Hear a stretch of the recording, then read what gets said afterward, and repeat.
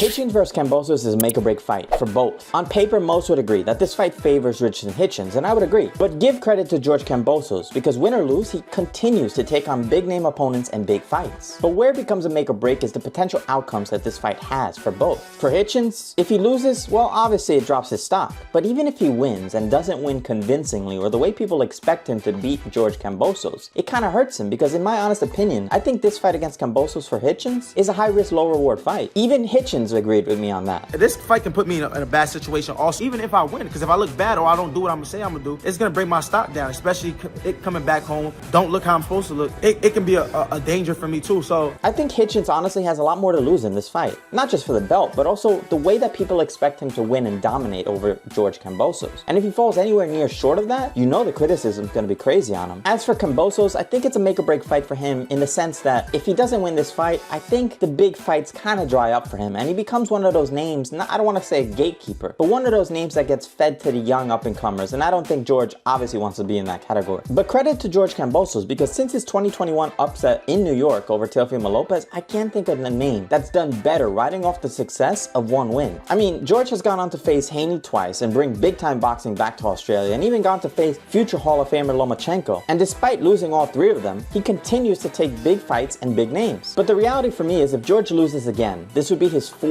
in his last 6. And honestly, I think it dries up any allure that's left from his upset win in 2021 that he's been riding off. But if he wins, well, he's a world champion again, and it's a different story. But either way, both these men, in different stages of their career, it's still a make or break in their own way for each of them. So who makes it?